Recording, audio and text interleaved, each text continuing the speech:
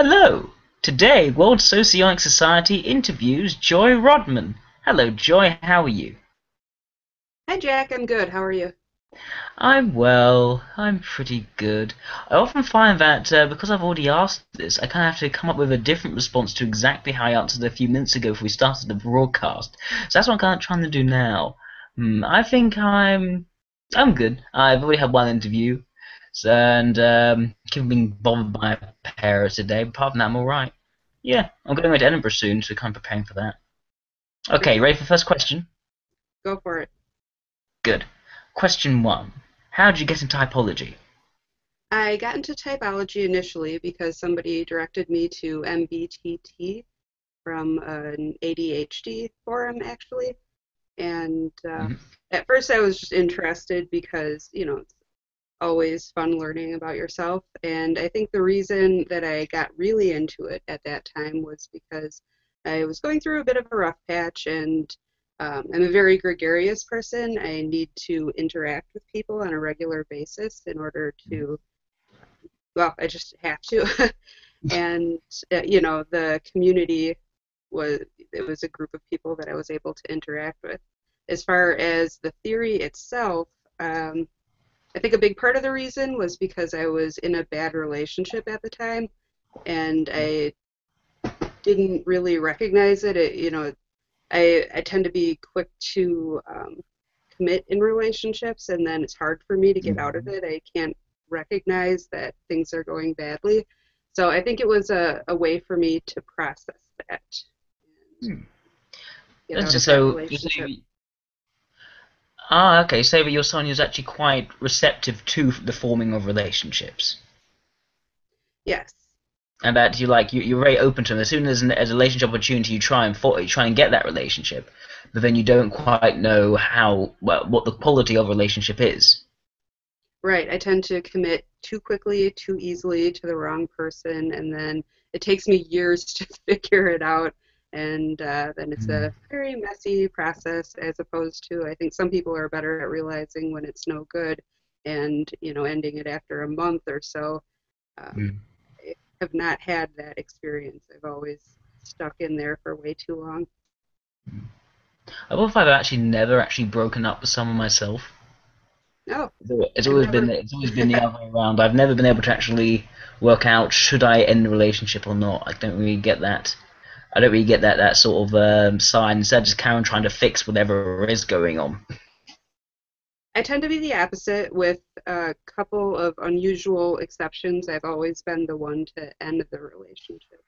I Hmm. think I treat people well even when they don't deserve to be treated well. So, the person that I'm with usually wants to hang on even at a point where I don't anymore.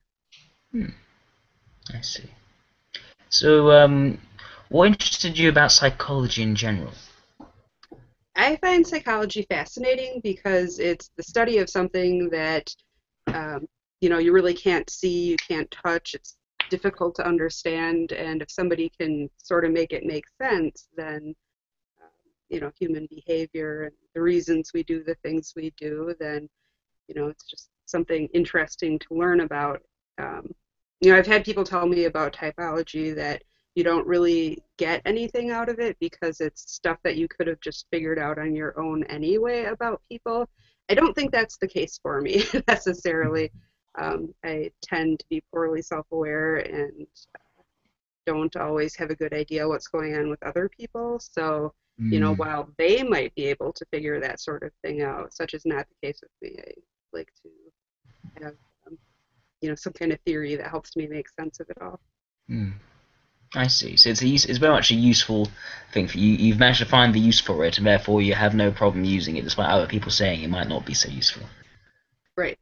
Okay. And it's helped me, I think, be more accepting of other people because, I kind of understand, oh, that person is acting this way because they value this, and it's not that they're this or that. It's, just what's important to them, and then I can respect that instead of, butting heads with them.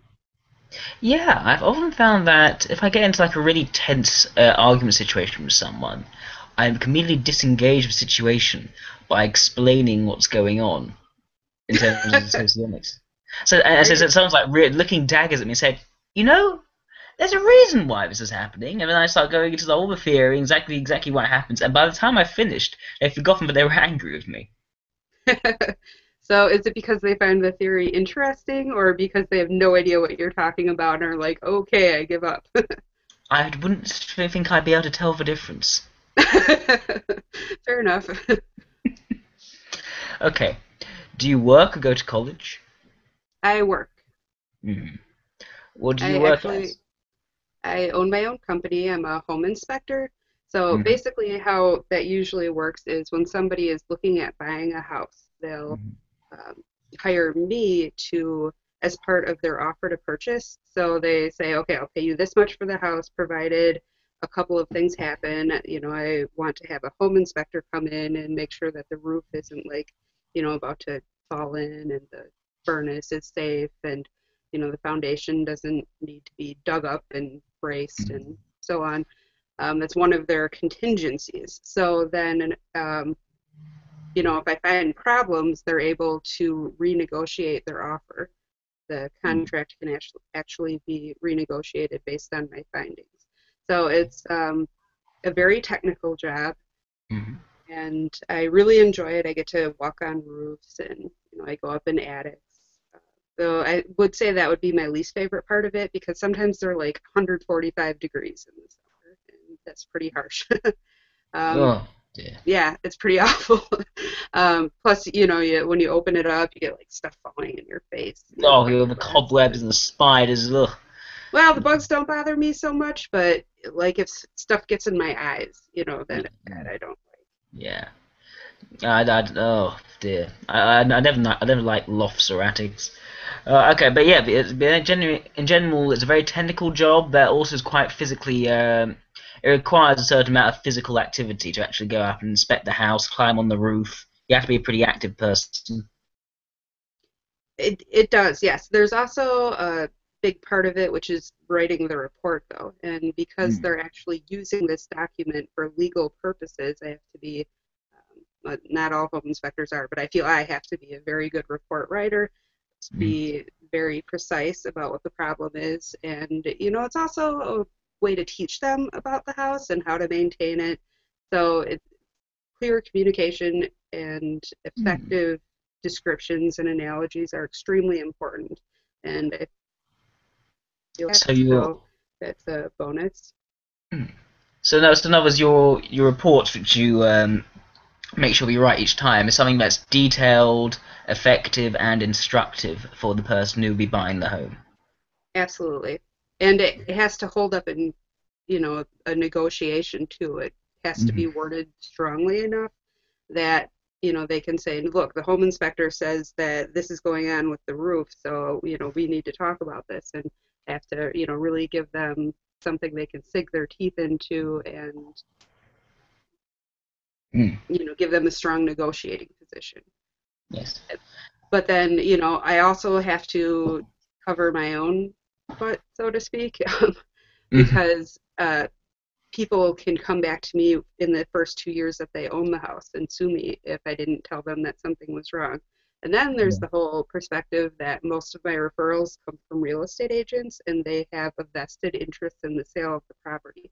So if the deal falls apart because I told them there's something wrong with it, then I might lose that referral source.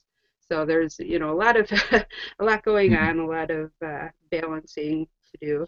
Yeah.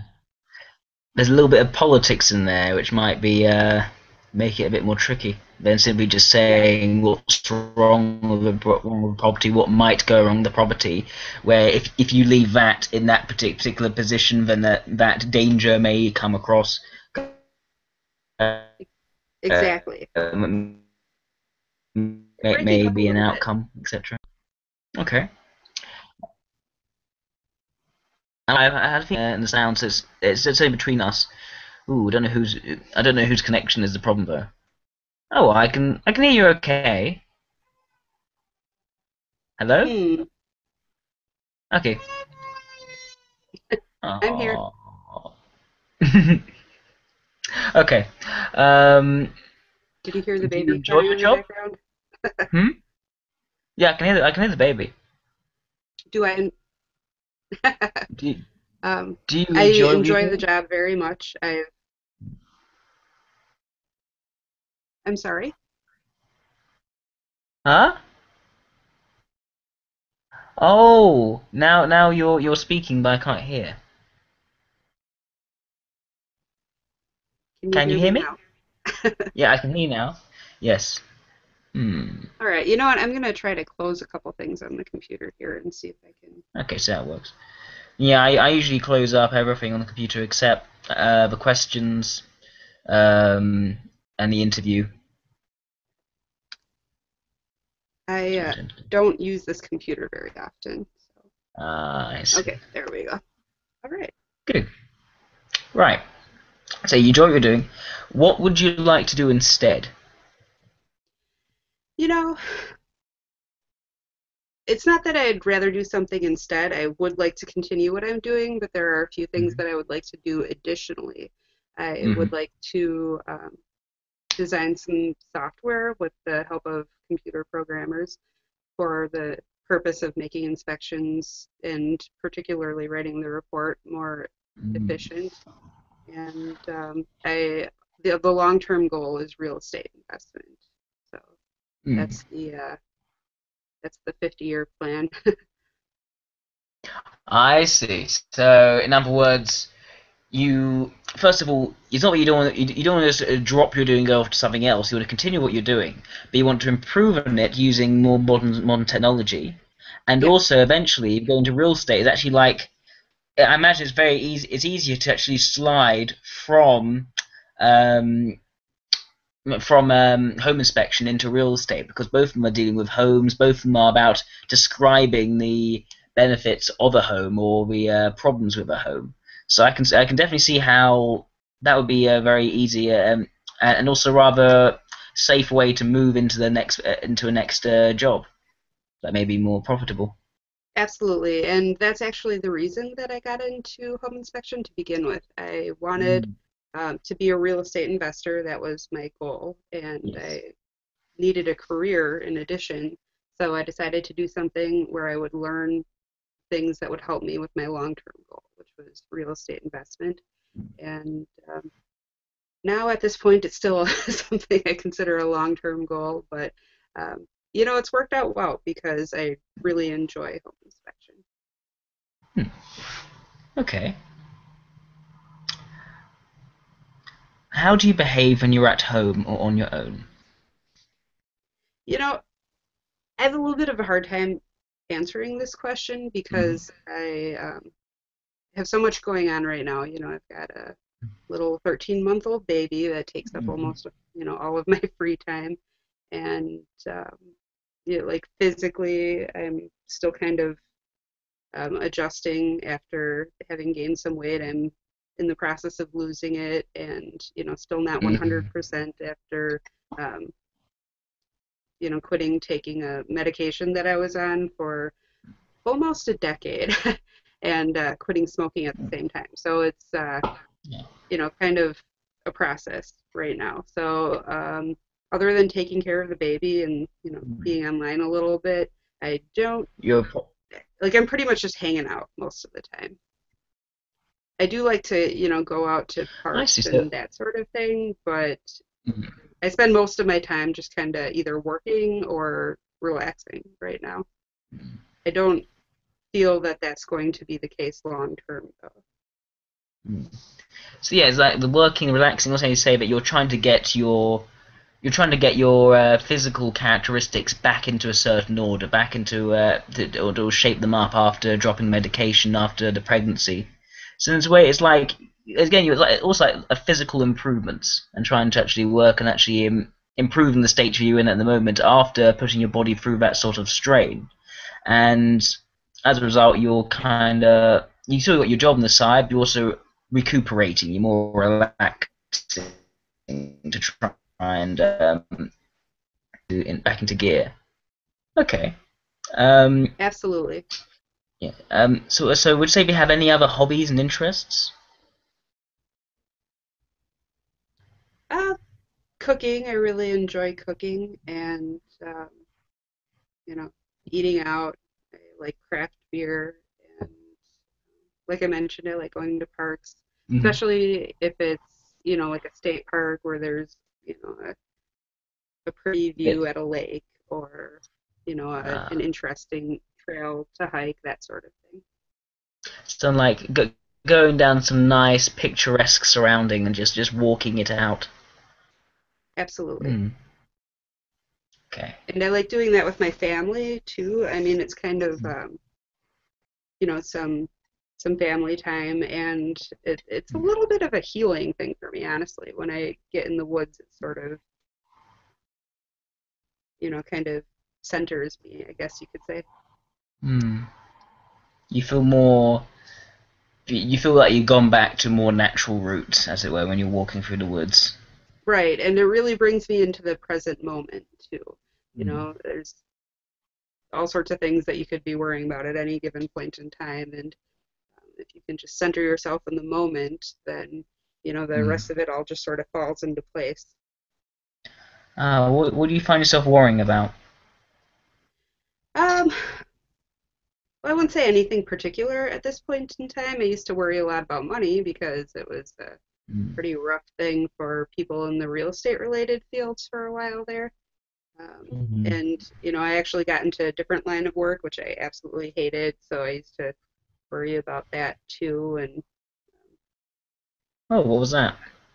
uh, restaurant management, it was truly awful.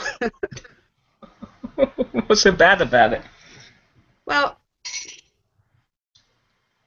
okay, so you're getting paid like literally not enough to live on, and then always being asked to work harder, and you've got to Hmm. balance, trying to keep the employees happy and motivated to work, and at the same time always trying to make sure that they're doing everything properly from a food safety perspective, and being responsible for making sure that all the rules are enforced and that sort of thing. And um, Hmm. the people you work with, I mean, Hmm. I don't want to say what I want to say because I feel like I'm going to offend people. Let's just say that Hmm. a Okay. good 90% of the people that you work with are the bottom, say, 5% of the barrel when it comes to the labor market. Like you're dealing with people who can't Hmm. get jobs anywhere else for a reason, basically. Um, certainly not all of them. There were, there's always great people in every field, but a very large majority of them. Hmm. And I see. that includes your higher ups too. They can be the hardest ones to deal with. I didn't have much Hmm. trouble with that, but at this place, but just in general in food service, that can be a problem.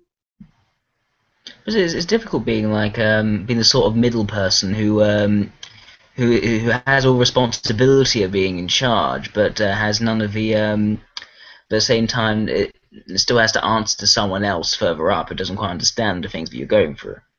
Right, and I had a problem. Okay, so the one manager that I had, he was very well loved by the employees, and I liked him as a person. However, he was very lax about following company policies and procedures and even Mm. laws sometimes, and that would frustrate me. And then when I tried to enforce some of the policies and procedures, people would say, well, he doesn't do that. And, he would try to back me Mm. up, but because he didn't feel the same way about it that I did, he, ultimately would end up undermining what I was trying to do. So And essentially, you then, just ended up being bad cop the whole time, when really right, you were just trying to stop the restaurant from falling to pieces. right. And at the same time, I had kind of a mission from corporate to improve the restaurant. So I was trying to implement some changes, and the manager was very resistant to those changes. And, I really just didn't feel like I had any opportunity to implement any kind of positive change and just, staying on top of, Ah. just like passing the like food safety inspections from the like in like corporate would send them in. Just passing those was hard because the restaurant, often they didn't follow those things. Yeah, so like it's like you wanted to, you were expected by one by the by your the mission you were given was almost to improve things, and you felt that you weren't able to improve things. So essentially, you weren't actually satisfied becoming as useful as you could have been because of people being resistant to these changes. Right, absolutely. Like if I had been the general manager of the store, it would have been a lot easier because then I would have been able to just, implement all of these things and I wouldn't have had, people resisting from both ends. Mm, Yeah, okay. but I had a Yeah, reputation exactly, as, and kind of yeah, it's like you right, were placed in a position where really it was more a question of softening the friction between two different parties rather than actually making things work better. So it's like it placed extra more interpersonal demands on you, which rather than doing what you were actually good at, you were playing to your strengths and actually just improving things without having to mitigate interpersonal difficulties. right. And then additionally, I'm a very detail-oriented person and a bit of a perfectionist, and I wanted to do the job well, but and make sure that everybody else does too. But at the same time, they were always very concerned with what they were spending on labor, and we had to be within a certain labor percentage. So, Mm-hmm. like they wanted everything to be perfect, but they wouldn't give us enough staff to accomplish things properly, and you know, I'd be trying to finish something and do it well and running out of time because I didn't have enough people there to get it done with me. And they'd Mm-hmm. say, "Well, just do it faster. Other people can do it faster." And then I'd say, "Okay, well, have you seen what theirs look like in the end?" And it was just Yes. a In very the sense that, stressful time. oh, of course, yeah, exactly that. Essentially, because you're someone who tries to do everything to a high level of detailed quality, it's very stressful to have some sort of time constraint placed on you where you have to do it in this amount of time, but you want to do it to actual high quality. So there's often that disagreement. Yes. And then other Okay. people getting irritated with me because, they think that it should be getting done faster, and me irritated with them because I would have been able to do it in that period of time if I hadn't had to go back and redo the things that they did wrong.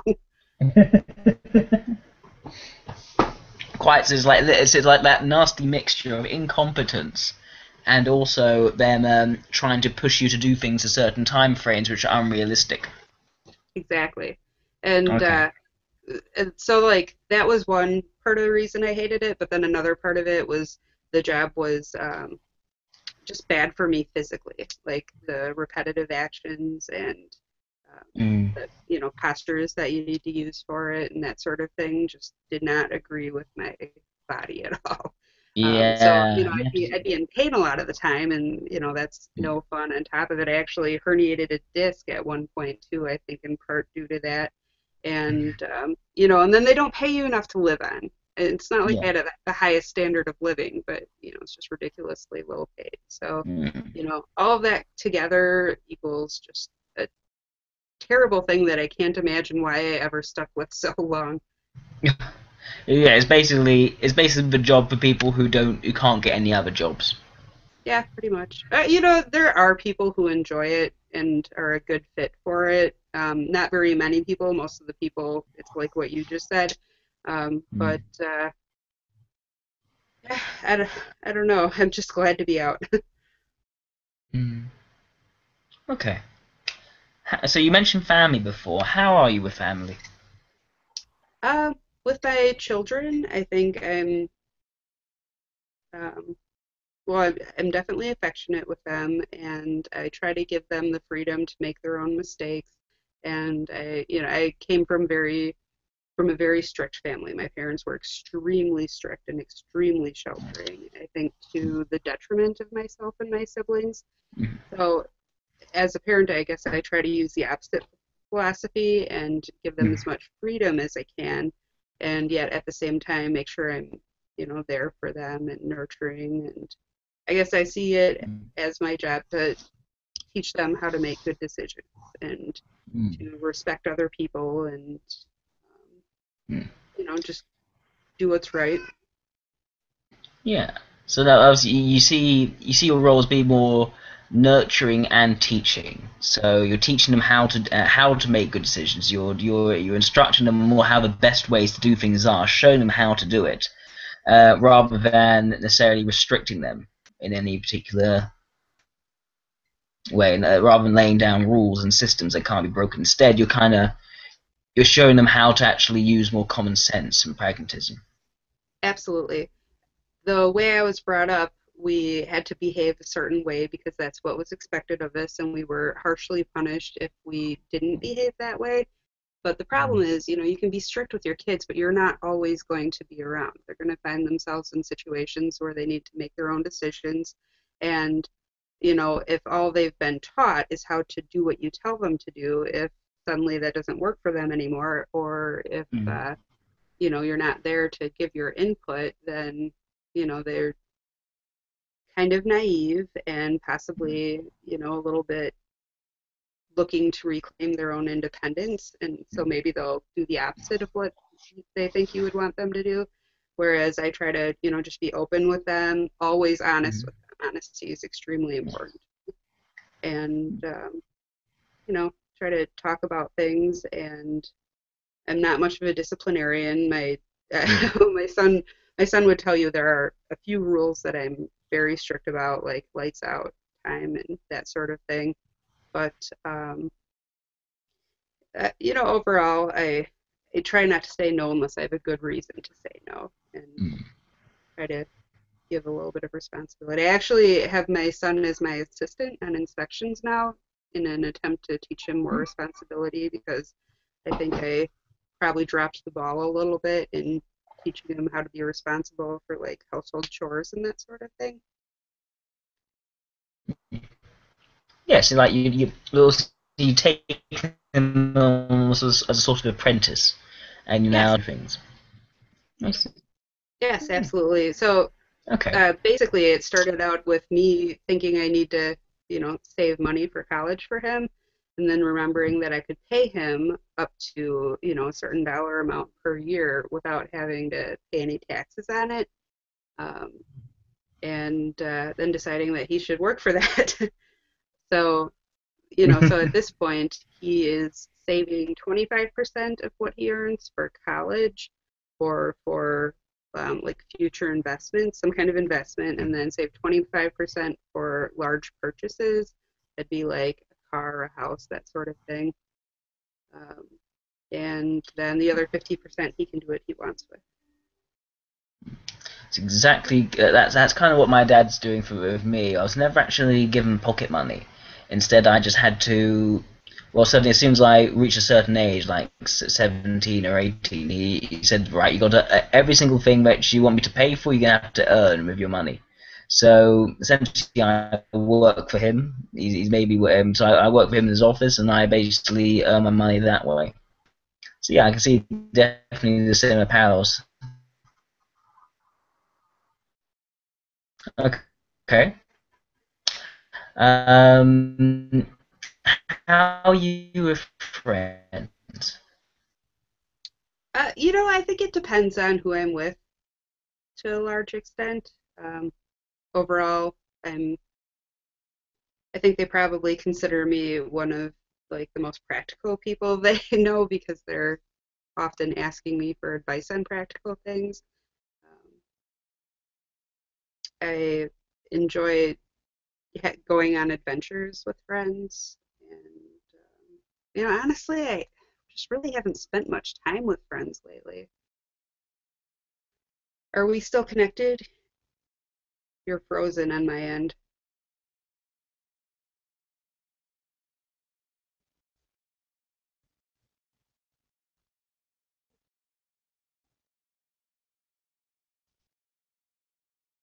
Jack, are you there?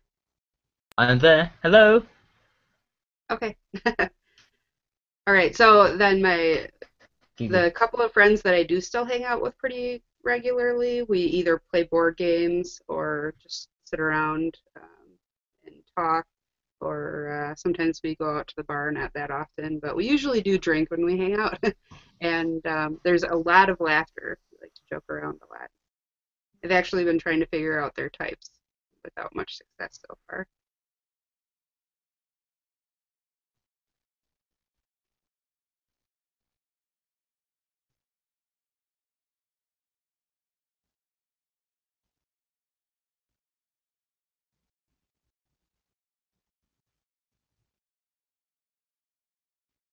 You're frozen again.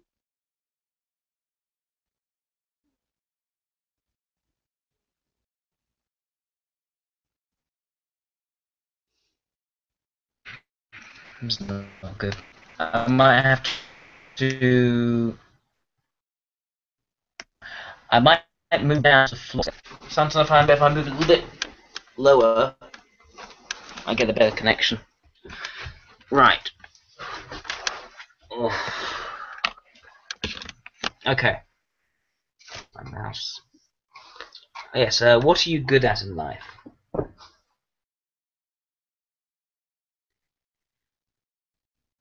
Well, other than the things that I've mentioned already, I think I'm pretty good at like collecting information about things that I'm interested in. Like I enjoy learning about nutritional supplements and health and that sort of thing. And Hmm. sometimes someone will mention something to me, and I'll say, "Oh, have you tried this?" and blah blah blah. Just rattle off all sorts of things to them. And So yeah, also very much about I like guess learning information and processes about health. about health, about some other things too. Basically anything that I've ever had the need to learn about. I've got, Yes. I think, a pretty good base of general, or pretty good knowledge base of general knowledge. Okay. What are you bad at in life? Well, um, there's a relationship stuff that we already talked about, picking the wrong person a bunch of times in a row. And sometimes I'm bad at like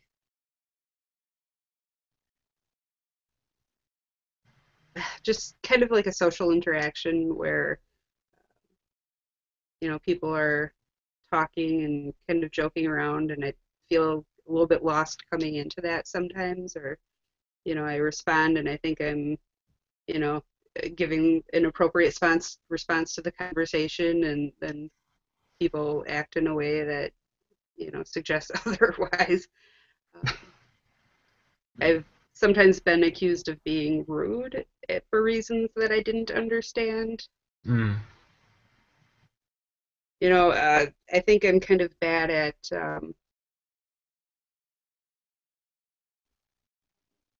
well, just as an example, when I decided to get into a real estate related field, there were a lot of people that were trying to tell me that there was this bubble that was going to burst, and the real estate market was going to crash, and I was like, whatever, there's always people saying negative stuff, and I just couldn't see it at all, and didn't listen to them at all. And in hindsight, it was very obvious that the market was inflated, and I should have been able to see what they saw, but I ended up going You through didn't. a rough patch as a result of, just sticking to my plan in spite of people telling me that it wasn't the right time Mm. for it. You didn't see like the long term outcome. You kind of had your plan of what you wanted to do, but you couldn't really see how things were going beyond what you wanted them to be. Yeah, it was the same thing with the restaurant management. I kind of had an idea of how it should go, and I figured, if I just work hard enough and do a good job, it had to turn out all right. The cream rises to the Mm. top, that sort of thing. If I do a good job, then it'll all turn out just fine, and that was not the case. Yes. Okay. So now, but yeah, you have this sort of action where if you're working hard, if you're improving things as much as you can in the here and now, then the future will just turn out exactly that way. Whereas you're not so good at actually seeing how things actually going to turn out later in a way that is beyond your immediate control in the here and now. And Right. so as a result, you can have a rug pulled under you when you further down the line. I Right. see. And I don't even realize it right away while it's happening. Okay. I I think I'm also bad at predicting what I'm going to like versus what I'm going to hate. Um, Mm. like, there are a few fields that I was planning on getting into as a career and then started on that path all, gung ho and, really just plowed forward with it only to discover like this was a terrible idea. What was I thinking? Like one time I had a friend whose mom was a medical coder and Mm. the way he described it, you just like learn how to do this coding, which I mean that's got to be a piece of cake, right? So you just learn how to code these notes from the doctors or whatever from charts, and then um, you can. There's really no overhead. You can just work from home or whatever, and bring in these accounts and then make all this money. So I saw it as an opportunity where I could go out and get this certification, which I guess a lot of people even people who work in the field have to take the test a few times because it's supposed to be a really Mm. hard test. So I figured I'd go out and get that, and then I would, get a job and kind of learn a little bit, and then I would start my own company and hire other medical coders, and then, just kind of oversee them and have this income coming in without having to actually, do that all day, every day. So it seemed like a great idea. I plowed through this, long course in a very short period of time, passed the Mm. certification the first try, and then went to interview for a position. And I'm talking to the interviewer, and we walked through the office, and there were all these people sitting in cubicles, doing the job. And I'm like, this was an awful idea. I'm going to lose my mind. I will literally be insane if I try to do this for a week, much less, however many years it took me to really get a company up and going doing this. Oh. Awful idea. So basically, like imagining how something might be like beyond your experience can be pretty difficult. Yeah, I think I tend to, maybe even not consider fully how it's going to actually be. I just Mm. sort of, logic it out in my head, like, okay, this is a good idea because of this, this, and this. And, at this point, Mm. I just have to go for it. And, I, I don't Yeah. know. Okay, and yeah, and also you also mentioned earlier that some people can find you a bit rude at times, but because you may say something you think is appropriate, people then say it isn't appropriate. Like you cannot quite pick up on each person's sensibility around you and what may upset one person, but may be fine with another person. Yeah. Right. Or I'll interrupt people without realizing that I'm interrupting them. Um, Mm. Oh, my dad or does it all the time. like sometimes I just tell people information about something and then suddenly they're like, you're a know-it-all or you always have to be right, which I definitely do not feel is true about me, but I've heard it from more than one person, so I must be doing something to give off that Mm. impression. Um, So yeah, and it's almost like you're the sort of person who has information which you believe would be helpful to that person. So you kind of feel it's important that you're going to let them know about the information so that they can help themselves with it, and yes, they may absolutely. and they don't quite appreciate what you're doing. They maybe because you didn't maybe make your intentions as clear to them as it could have been. Hmm. Okay. I don't know it's that if I don't think it's that they don't understand my intentions. Hmm. Um, I think it's that I don't understand theirs. Like Ah. I think it's pretty clear to them that I'm, just trying to be useful and give them helpful information, and that I'm coming from a place of um, kindness. I'm looking out for them, but at the same time they're kind of like uh, I just wanted to vent. You don't have to solve my problems. I see. Yes, yes, exactly. I mean, just want to. they may just want to lay out their emotions on you. They don't actually, not necessarily looking for any sort of pragmatic advice to actually help them, so they don't have to rant at you again. And imagine your perspective.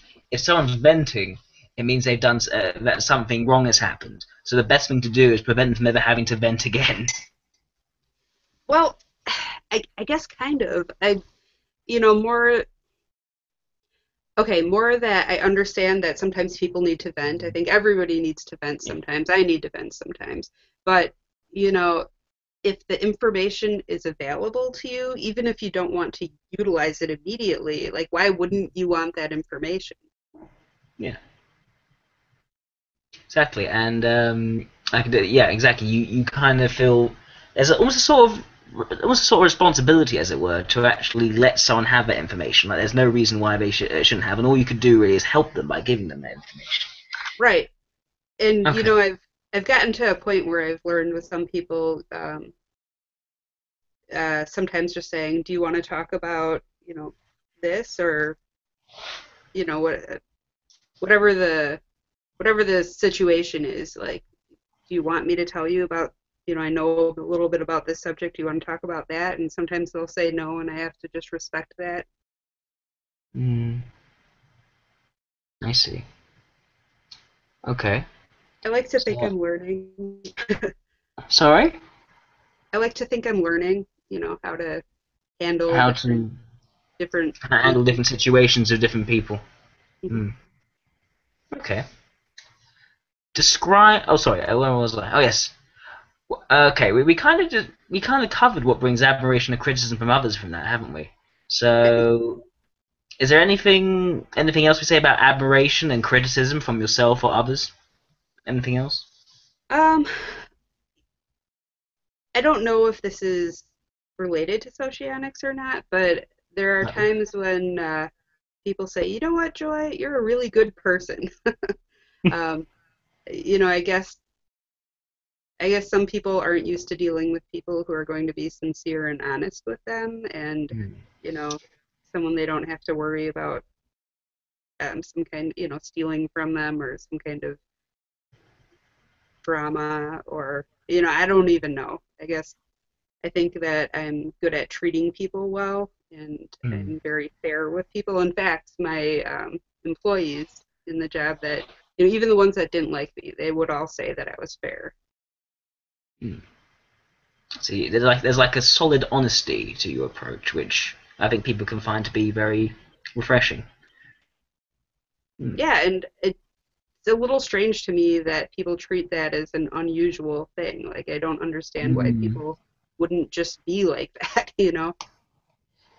Maybe it's because a lot of society now relies more on guile and charm, I guess, to maybe get ahead rather than being honest. Hmm. I guess. Okay. Um, describe your ideal place, setting, or world. Describe its atmosphere and surroundings, its inhabitants, the conversations, and the philosophy. Well, I think we've talked a little bit about how I enjoy being outdoors. So Hmm.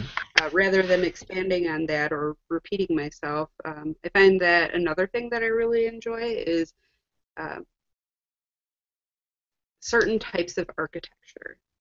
I Hmm. do have a thing for buildings, obviously, and a really high quality architecture that just matches my tastes and some excellent high quality workmanship in the decor and the furnishings. If I'm in just a building that matches my tastes really well, Hmm. kind of a powerful experience for me, really. I kind of just get sucked into the atmosphere of it, I guess, the It's aesthetics. like this. Yes, like the beautiful surroundings, the beautiful atmosphere, the way it's been put together. You find particularly attractive with the architecture. Right. And Okay. And what because sort of a conversation? I go into people's houses for a living, so I get to see a lot of different people's houses, and I find that the ones that I enjoy being in the Mm. most are the ones that are very sparse. when there's just not a lot of clutter there, or even if it's not clutter, places that, just have every square inch filled up as much as they, possibly can. I don't like nearly as much as when you go into a room and, there's just a few things and all of the unnecessary stuff just isn't there.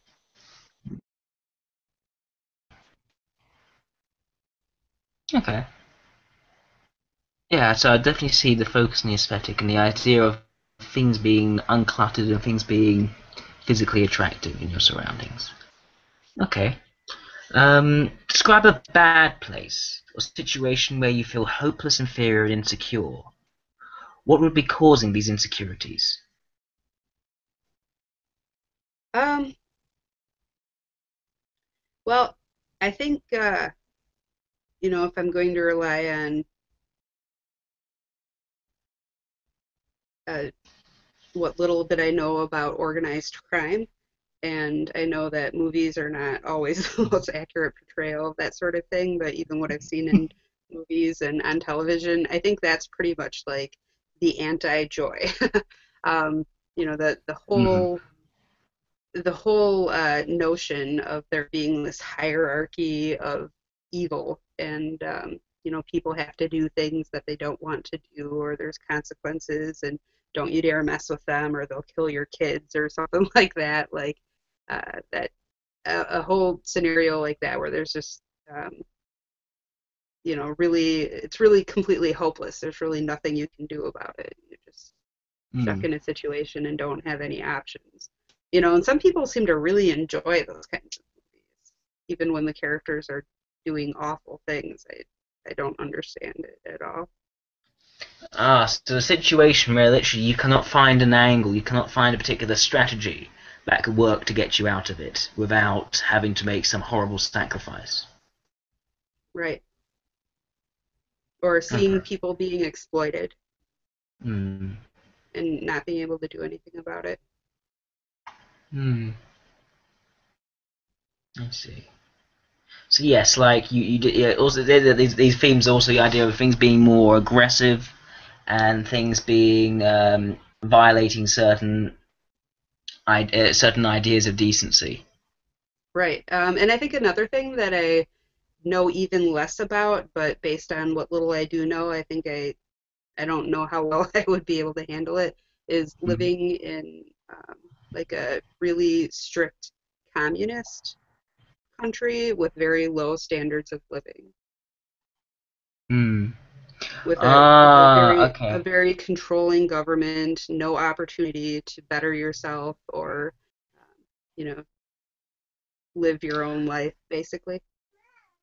Yes, where where instead of being about the individual doing what makes individual following common sense to actually improve his lifestyle, improve his health, etc. It's far more the idea of being part of a collective and everything having been shared out under rather strict rules. So in a way, yeah, I can see exactly why that could be a bad situation for someone like you. And it's not even just the stuff you mentioned, but also the fact that they, don't let in outside media. So, people don't even know what's Mm. going on in the rest of the world. And this is the worst part, they won't let you leave. Like, that a country is bad when they have to, like, stop their own citizens from leaving. So there's violation of freedom and also of information. Yes, absolutely. I see. Okay. Describe a good time when you really enjoyed yourself. What caused you to have such a great time? Oh, I had a lot of good times. Yeah, I think just being around people that I enjoy being around, and Mm. lots of laughing. I really enjoy playing games, card games, board games, that sort of thing. Some good food and traveling. I enjoy traveling. Mm. It's kind of hard to pin it down to like one specific story to tell you. Mm. Okay. Final question. What do you feel about the world we live in? What are your opinions, affirmations, and criticisms of the present day and the people in it? Huh. Well, I have to say that am very aware that at this point in time, at this period in history, women have more freedom than they've ever had before, at least in the culture that I live in. And thinking back to the way things were even a few decades ago, even a handful of decades ago, and certainly, hundreds of years ago, I almost can't even imagine having to live in a Mm. society like that. So I think overall, from that whole perspective, I definitely feel this is a great time. Also, the fact that, this is the information age. We are Mm. surrounded by technology, which allows us to um, get ideas out there, to share, recipes with each other. And, you can order things online, whatever, whatever you want to get. You don't have to depend on, what the buyer in a particular store in your town decided to order. You can look online and order whatever you want to order. So, there's just a lot of um, freedom in terms of those things. Um, Otherwise, just the world in general, just life in general, I guess. I think that people who are um, very focused on what's positive around them and very focused on opportunity and very loving people are going to see a lot of that in the world around them. That's going to be their experience in life. And people who are very focused on everything that's awful that's going on around them and, regardless of which one you're looking for, you're going to find it. Mm.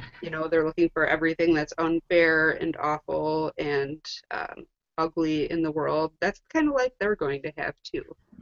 So, it's really just about what you focus on and the kind of experience you create for yourself. Mm. Okay. I know my parents are just shouting downstairs. They want me to come down soon. So, but Okay. we've answered some questions. We've answered them in time. So that's good. So I'm going to. Well, I know you already know what your type is, but I'm going to give my analysis just to confirm that for the video. And if anyone wants to switch off the video if they don't want to hear my comment, then they can. For God's sake. That's my dad. He won't wait for anything. He'll carry on until it happens. He can't wait. But okay. I believe you are a logical sensory extrovert. It's very clear that you have extrovert logic as a leading function. You are very much someone who likes giving helpful information to other people. You've actually had to you also have this a very good introverted sensation, and that's about practical activities are also good for your health. That are the idea of focusing on nutrition, doing things which are comfortable, which don't cause your body to wear down over time. So you didn't like the restaurant drop-ins because it was wearing down your body. You feel you need to be useful in a certain way, like in that restaurant, but because you weren't being as useful as you could have been, that could be a source of stress for you.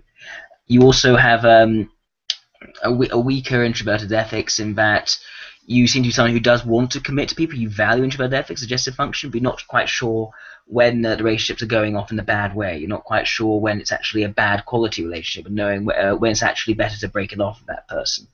Your vulnerable function makes sense of introverted intuition because you have a rather set idea of what you want to be doing, and you often can't then look beyond that to see what the likely outcome is. And you can often ignore advice from people saying that the outcome is actually going to go bad, that the bubble's going to burst. You may often plow on believing that if you work hard enough at it in the here and now, it'll go well. And often you can be disappointed by that. Now, I know you've often had struggle between LSE and SLI in the past. I would say the good example why I'd say LSE would be the more likely type is that you've often had to restrain yourself in terms of giving helpful information to people who might not necessarily want it, who and sort of reading their intentions before giving it. And SLI, on the other hand, is often far more about waiting to see if they've actually if they actually want information or not, and then giving it if it's asked of them. Whereas the LSE, being more proactive, extroverted, rational type, just tends to try and give it, and can often, as a result, I would have had to learn over time not to actually to read people's intentions before doing that. So yes, overall, I say that logical sensory extrovert makes a lot of sense. Okay, so thank you very much, Joy. I think that should serve as a very good example of logical sensory extrovert on the on the YouTube channel. So with that, I'm going to end the broadcast so that I can go see what my parents want. But thank you very much, and have a nice day. Thanks, Jack. You too.